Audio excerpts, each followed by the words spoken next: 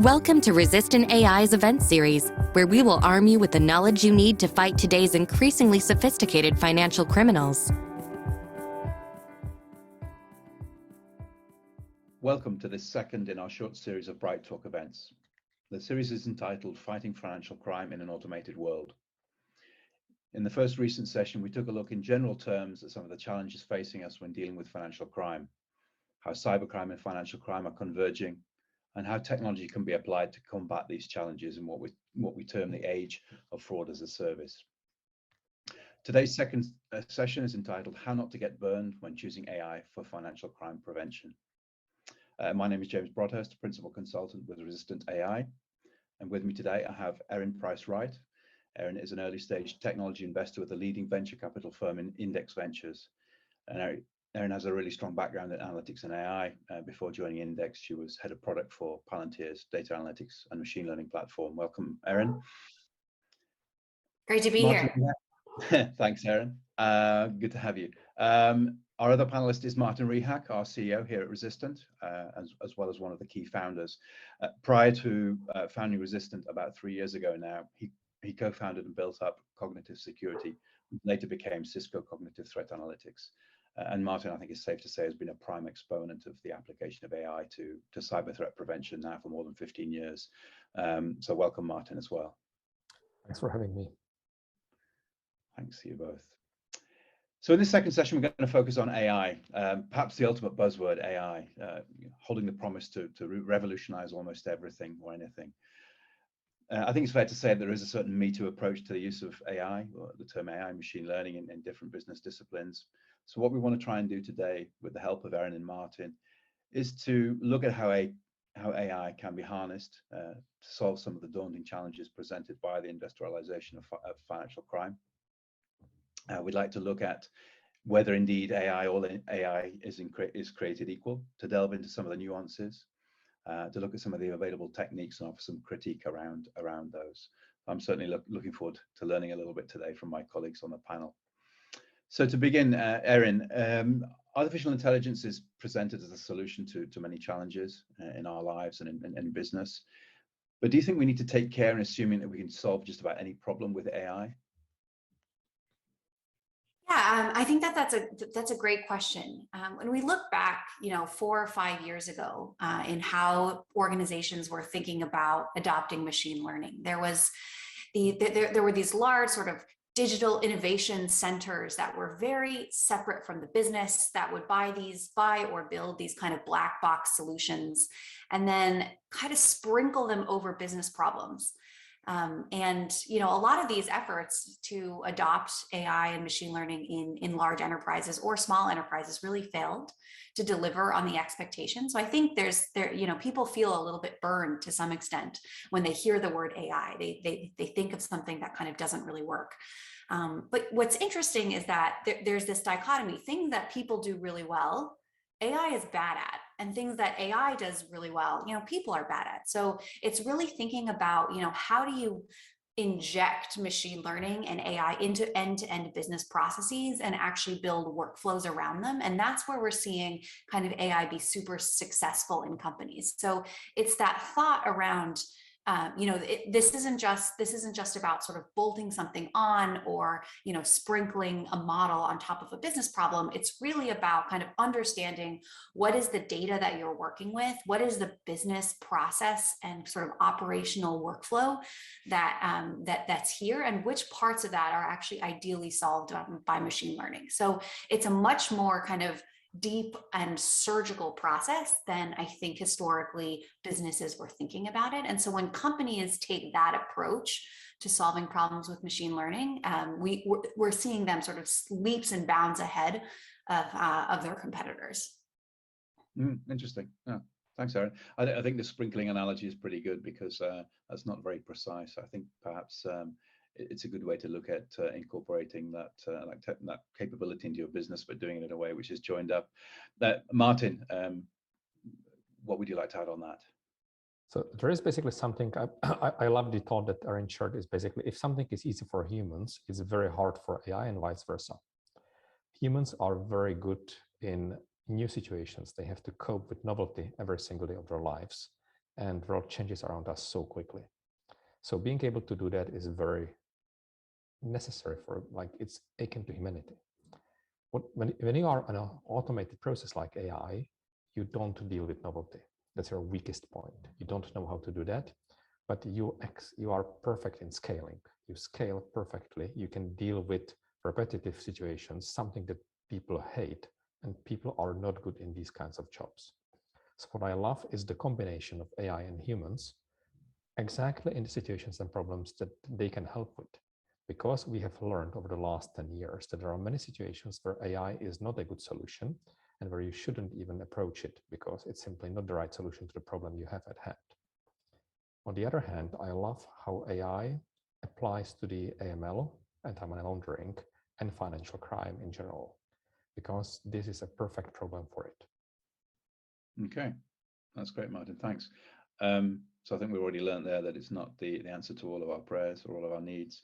And I really like the combination of the human insight, let's say, and the getting the machine perhaps to do some of the more repetitive tasks. Erin, to focus in on financial crime, which is the theme of our Bright Talk series.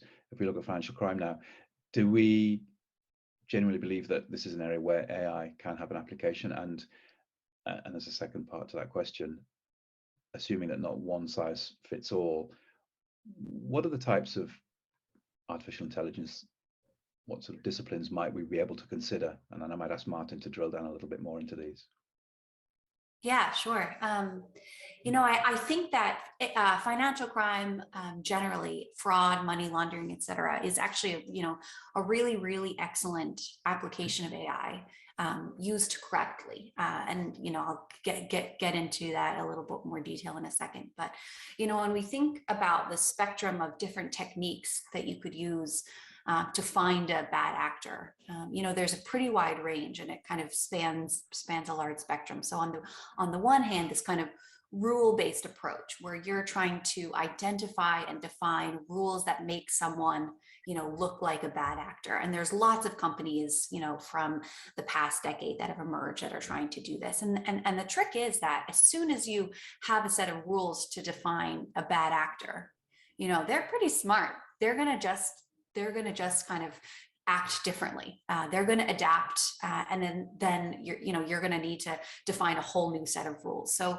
the rule-based approach is tough because it's not dynamic, and it's not really adapting to the fact that bad actors adapt really, really, really quickly. When there's money on the line, they're going to figure out how to get through a series of rules. And then moving towards the right, there's rule optimization. So it's a little bit less like, defined rules and a little bit more kind of decision tree and navigating using different optimization techniques. There's network analysis. This is what we used to do a lot at Palantir, which is understanding, how bad actors might be related to each other, whether it's different entities, different corporate structures, using a large scale kind of network analysis. And then there's unknown behavior discovery. This is using supervised techniques to really sift through large amounts of data and discover kind of completely unknown and new types of threats.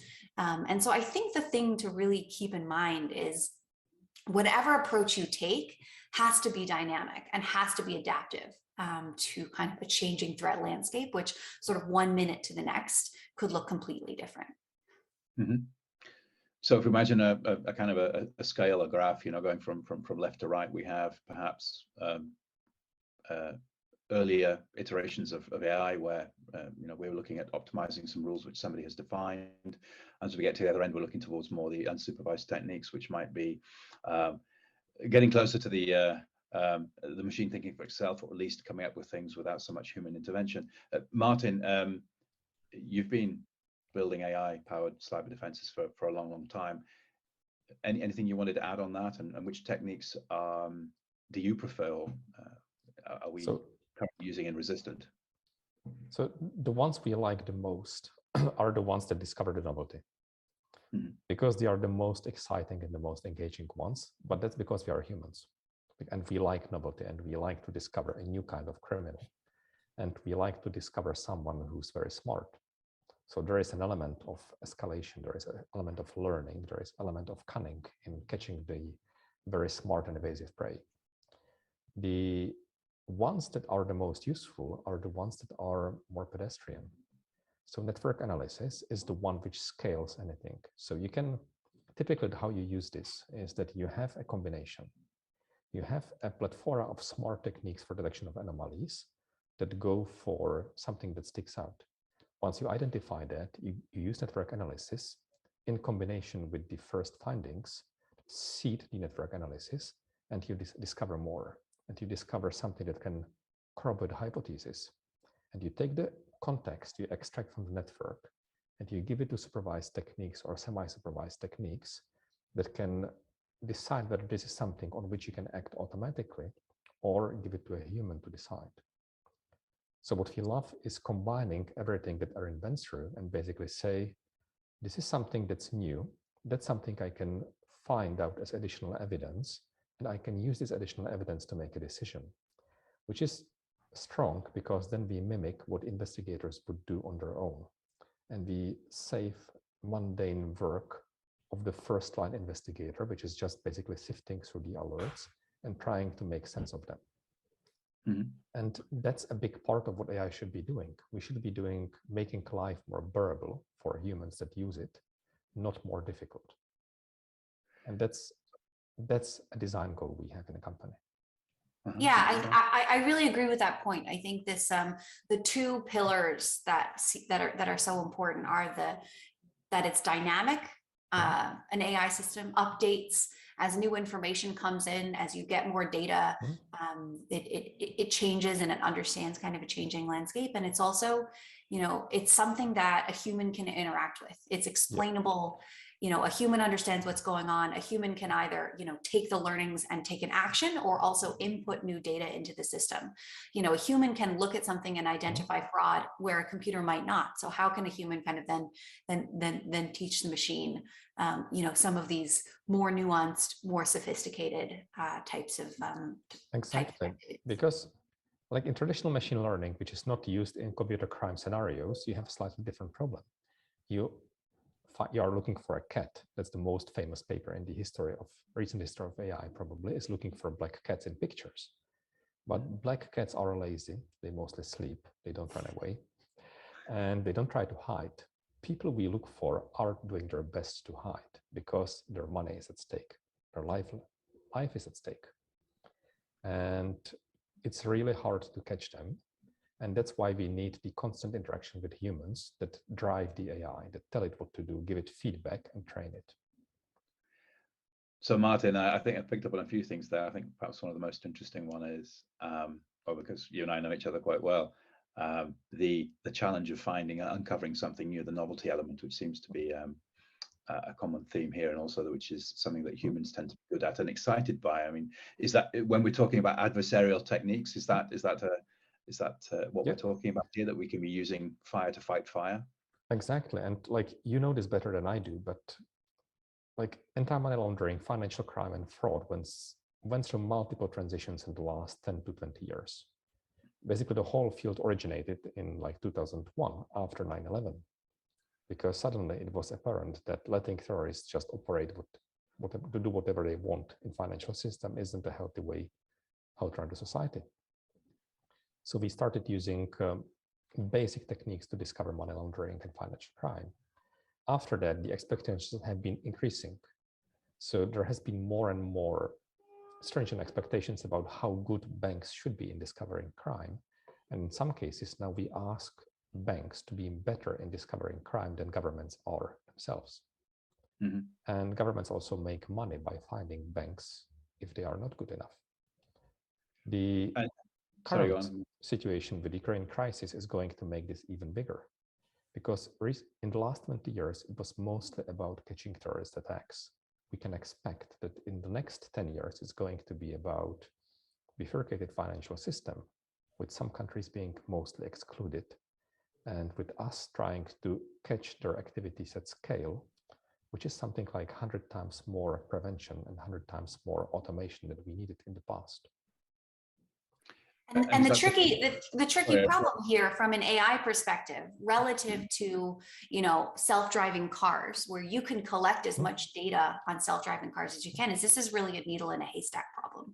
And this is why I think some sort of deep learning techniques on their own, which are, you know, unsupervised, just let's collect as much data as possible and sort of build a model of the world, work less you know, when applied to situations like this, because there's just not as much data. We don't, like, the whole process of even finding a positive is so hard and so time consuming and so driven by, you know, this human machine sort of intuition, that it's really about designing sort of end-to-end machine learning systems that allow that allow a human to be able to sort of escalate and, you know, investigate different cases as they come up to be able to identify. So it's not about, you know, finding, you know, 100% certain this is a financial crime. It's like there's a 60% chance that this is a crime, and the person the entity that's going to be able to decide that is a human. So it's a lot more about the workflow and then the interaction model than just, like, you know, slapping the latest deep learning model on the problem. Exactly, because by the time you train your deep learning to catch financial crime, your bank will be no longer in existence because it will be fined out of existence by the government. or robbed out of existence. Or robbed out of existence by the fraudsters, basically, whatever comes first. Yeah, neither are a good result. So that brings us again back to the I think a common theme that we're seeing here, which is that we can't just let the machine run loose on even unlimited data sets. We're actually applying some sophisticated analytics to actually making those humans' lives better. The question of scale, Martin, this is what you and I talk about a lot.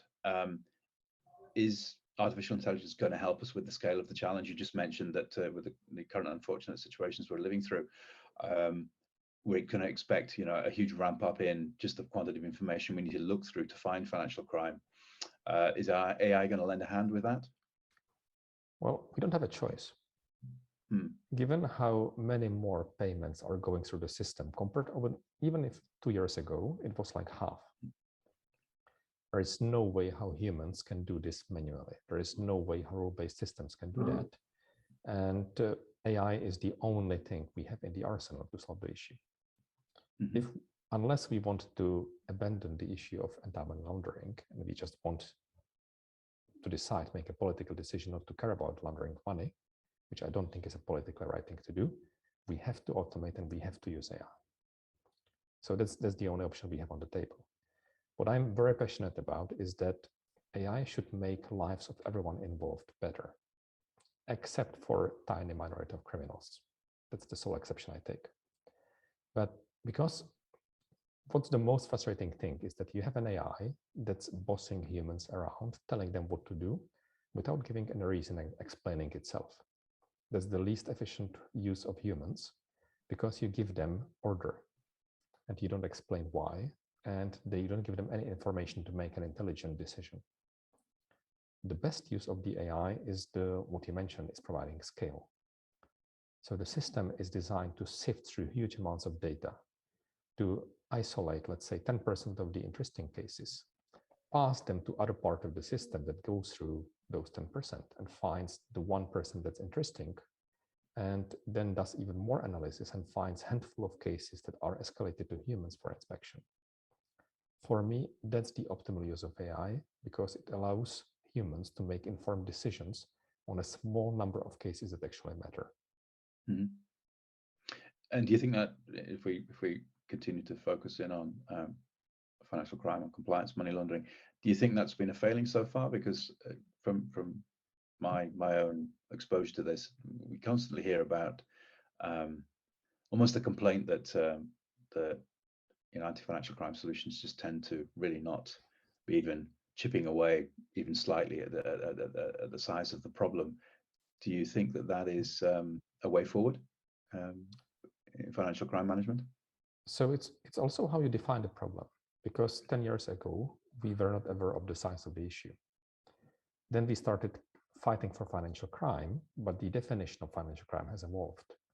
It started to include like tax evasion, which wasn't the first focus of the first attempts, which means that the size of the problem is suddenly 10 to 100 times bigger than terrorism. then you start look at other issues like, is this the good deal? You look at market anomalies, you look at insider trading, and you look at other issues, and the scope increases. So it's not only that the AI techniques are failing, or it's not that the role-based techniques are failing, it's that we are demanding more, and we ask for more with basically the same budget and the same resources. Understand. And I think maybe, you know, building on top of that, like the worst thing that you can do as a company right now is expect that you can just solve this yourself. Like the idea that you're going to hire a data scientist on your team and just, you know, deal with financial crime. And the number of startups I've talked to, because this is what I do all day long, that are like, when you ask them, you know, fintech companies, and you ask them how they're dealing with fraud, and they're like, oh yeah, we have a fraud team, we're on it. You know, if you don't have like real capabilities and kind of sophisticated ability to build out these models, which, you know, you're never going to do if you have 2 or 3 people working on the problem, you're destined for failure. So we're actually seeing this across the board in our sort of AI and machine learning investments, not just in fraud and financial crime, but sort of this emergence of these best-in-class teams building best-in-class models and solutions to solve specific problems. And when we look at then how these get adopted by organizations, whether it's for you know, whatever sort of vertical use case we're talking about, whether it's for financial crime, or whether it's for, you know, pharmaceutical research, or whether it's for, you know, you name your use case. It's about finding what is the model out there, or the solution out there that's best in class. And then the role of the organization who's adopting it is really like, how do we build our operations and product managers and processes around, you know, incorporating this best in class model versus having kind of the hubris to think that we can build it ourselves in-house. I would slightly disagree, or turn the point. I think the best customers and the best relationships are with the customers that have super smart data science teams, because you need them to integrate these solutions from the others.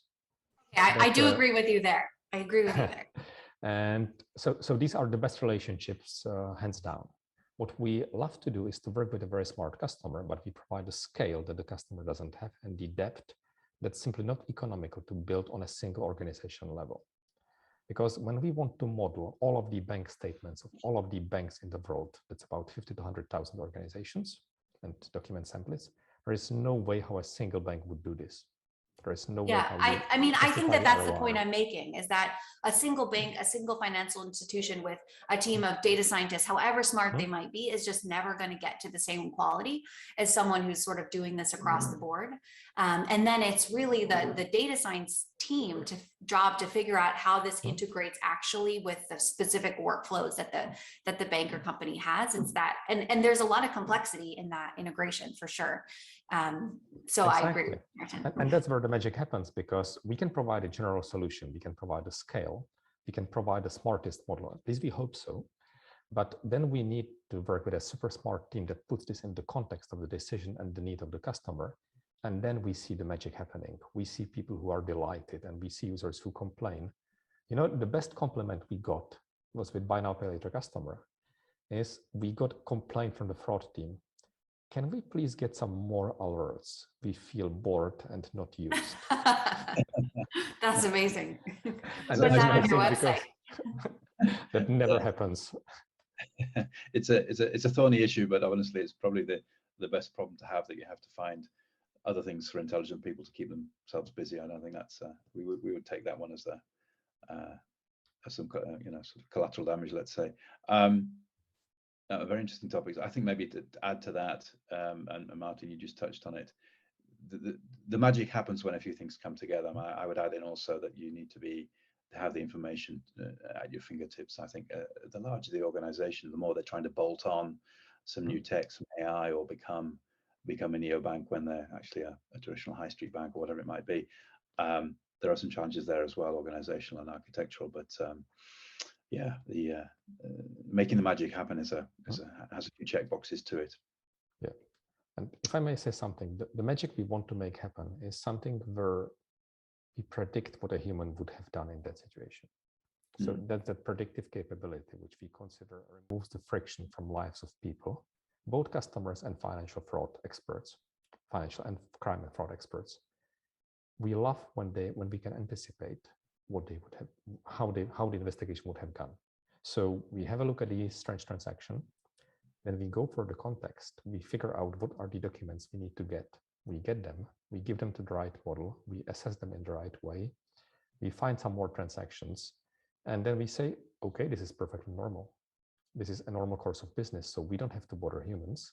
We explain all of this in a record and file this into the archive, and it's gone. And we haven't wasted 1 hour of human life by forcing someone to investigate the anomaly. We have figured this out ourselves automatically. And that's kind of what we try to do.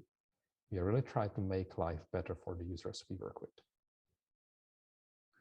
That's an interesting point, Martin, because we do hear a lot about AI just being the solution, and that you can let the machine run along on its own and you don't have to think about it. It couldn't be further from the truth, I think, is my summary of what we've learned today. So as we close off this session, just maybe a last opportunity for a few further final short thoughts, maybe starting with Martin. And we've touched on this. Perhaps we don't want to be looking just for ticking a box with AI. I mean, it is a tool, but from what I've heard today, I think it's safe to say that it needs to be a tool that is integrated into your processes. What other things would you add to that, maybe in summary? It's mostly a summary because we touched on most of those points, but I would start with a human. Start with your team that you have in place and start with the obligations and the process they have to implement. And then give them the tool that's adapted to that process. On the other hand, don't be afraid to change the process completely because AI gives you options you didn't have before. Right now, we can investigate millions of documents per day. It wasn't possible before, and we can, thanks to that, find many more forgeries. So with AI, you can often flip the processes and you can get so much more efficient because some things that used to be impossible are now possible and vice versa. So that's something like flipping the process around, thinking about the new options you have, and don't be afraid to change the way how you have done things always is probably the biggest ROI that it can give you. Yeah, I think it's a good point. I mean, take the chance to look at your process, and perhaps we talk to customers, don't we? And sometimes they don't realize exactly what is possible. That's an opportunity, I think, for looking at your processes and see whether they can be, whether you can think a little bit further outside the box or be a bit more ambitious. Erin, and we're very honored to work with yourselves and Index. But in general, when you go and look at investments in AI-focused businesses, you touched on this already a little bit. What are the key things you're looking for? What does good look like? Yeah, I think that it's when 3 things come together, and there's, well, maybe 4. The data, the AI expertise, the operational process, and the business. When those 4 things are all aligned, where you have the expertise, you have large scale data that you can use to kind of build sort of a best-in-class model that really builds a moat that other people can't easily replicate. When you have a business process and operational folks kind of aligned against integrating that AI into their workflow, and then when that comes to sort of a business objective that's measurable, where you can see kind of directly how these KPIs sort of affect your bottom line. That's when the magic happens from an investor's perspective. So we saw that in Resistant and how they work with customers. So super excited to be with them on this journey. Thanks so much, Erin. So I hope everybody got those four points. That's how the magic happens when those 4 factors and variables come together. That's great. Well, thanks so much to the panel. Thanks to Erin. Thanks to Martin. It's been a pleasure. That's the end of this session. Please look out for our next one, which is entitled "Know Your Customer, Kill Your Robot." Quite an exciting title. Yeah, hopefully it won't be. Can't wait for that one. No, it doesn't involve too much robot-based violence. We're going to be looking at key themes surrounding identity in the digital world, how fraudsters are attacking businesses, at a scale unseen previously, and how we can respond to challenges around Know Your Customer. So again, thanks to the panel. Thanks for everyone for attending. We will see you next time. Thank you. Thank you for attending. Please visit our Bright Talk channel where you'll find details about our other events. Please be sure to rate this session.